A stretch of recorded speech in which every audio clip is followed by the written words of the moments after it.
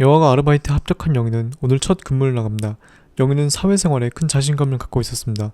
청소년 때 누군가 마찰을 일으킨 적은 단 한 번도 없었으며 학생회도 열심히 해 선배들에게 늘 칭찬을 받았기 때문입니다. 선임 알바분을 처음 뵙는 영희는 예쁘고 선한 언니를 만나서 좋다고 생각합니다. 실례지만 혹시 나이는 어떻게 되세요? 전공은 어떻게 되시나요? 알고 보니 동갑이었던 선임과 친해지고 싶어서 영희는 자꾸 개인적인 질문을 던집니다. 그런데 반응이 영 쎄합니다. 대답도 짧고 표정이나 말투도 서늘합니다. 낯가려서 그런가 보다라고 생각했던 영희는 배운 대로 웃으면서 팝콘 제조를 합니다. 설탕 한 스푼 더 넣으세요. 차가운 말투로 갑자기 안 좋은 소리를 듣자 기분이 나빴던 영희는 이렇게 생각합니다. 왜 저렇게 싸가지 없게 말해? 예쁘게 말은 다 알아듣는데. 벙쪄있던 영희는 그 다음 일이 무엇인지 까먹고 가만히 서 있습니다. 그때 선임 친구는 다시 한번 지적합니다. 영희님, 가만히 서 있지 말고 움직이면서 1차전을 몇 번 말해요. 기센 명령한 말투와 차가운 태도를 느끼는 영희는 선임이 텃세 부린다 생각하고 엄마에게 고민을 말합니다. 걔 진짜 싫어. 잘못한 게 있으면 친절히 알려주면 되지. 왜 화를 내? 좀 생각해볼 시간도 필요하고 나중 되면 스스로 잘할 텐데 왜 일일이 트집 잡냐고. 난 새로운 애들한테 진짜 잘해주려고. 사회생활에 원래 그래. 다 참고 행동하는 거야. 뭐가 원래 그렇다는 건데 걔가 얼마나 싸가지없는데 엄마가 뭘 아냐고. 몇 달 후 영희는 새로운 알바들에게 웃으면서 일을 가르쳐줍니다. 매니저면 안 볼 땐 그냥 편하게 해. 어차피 한 살 차인데 뭐. 친한 언니 동생으로 지내기로 한 영희는 화기애애한 분위기 속 좋은 친구가 생긴 것 같아 기분이 좋았습니다. 그런데 점차 시간이 지나자 후임들에게 안 좋은 감정을 느낍니다. 말을 잘 안 듣기 때문입니다. 이번 주문 고객님 오래 기다리신 것 같은데 깜빡했구나. 에이, 언니가 하시면 되잖아요. 저도 바쁘다고요. 순간 화를 낼 뻔했지만 예전 본인의 모습이 떠올라 꼭 참고 다시 웃으면서 말합니다. 응, 다음부터 잘 처리해줘. 웃으며 넘겼지만 나중에 생각해보니 어이가 없었습니다. 본인은 선임들에게 텃세를 받아도 그냥 죄송합니다 하고 말하는데 왜 혼자서 윗사람 아랫사람 감정 다 참아가며 일을 하고 있는지 도저히 이해가 안 되기 때문입니다. 그렇다고 후임들에게 예전 선임처럼 세게 대하자니 본인도 똑같은 사람이 되는 것 같아 싫었습니다.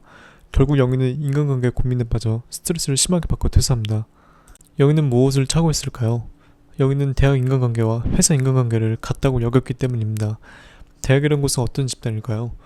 대학은 수익을 내는 곳이 아닌 본격적 사회 진출 직전의 교육 집단입니다. 그러다 보니 20대 초반의 어린이들은 직급보다 나이라는 숫자를 더 우선시 여겨 비슷한 연령의 사람과 우선 사적으로 친해진 후에 일을 하는 경우가 많으며 타인으로부터 부정적 언어를 듣는 것에 익숙치 않고 민감하게 받아들이는 성향이 강합니다. 이런 인간관계 습관은 사적으로 사람 만날 땐 큰 문제는 없지만 사회에서 타인과 일을 할 때 큰 갈등을 일으키곤 합니다. 가만히 냅두면 알아서 잘할 텐데 왜 저렇게 지랄인 거지?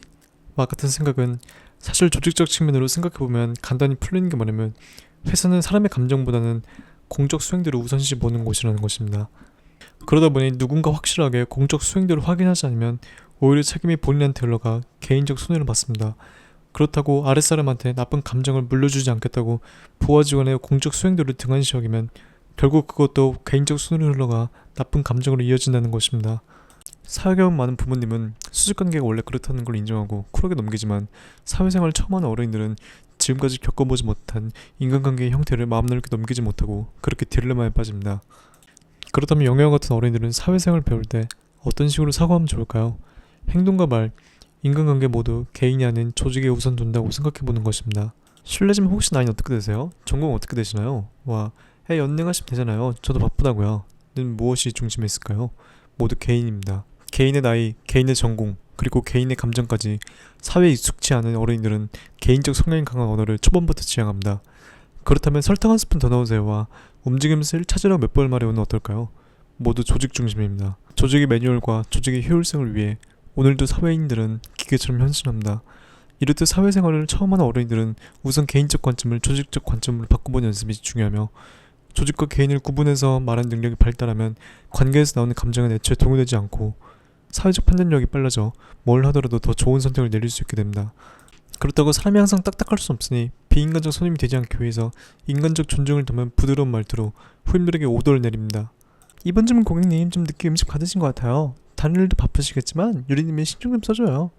감정을 감추고 상대방의 입장을 고려해 부탁하는 어른스러운 말투는 상대방의 감정을 다치지 않게 하여 아랫사람과 더 좋은 관계를 만들어줍니다. 또한 사람의 성격을 알고 보면 말의 내용이 아닌 말투에서 나오는 만큼 좋은 사람에게 스스로가 좋은 인간임을 증명해 보이는 방법이기도 합니다.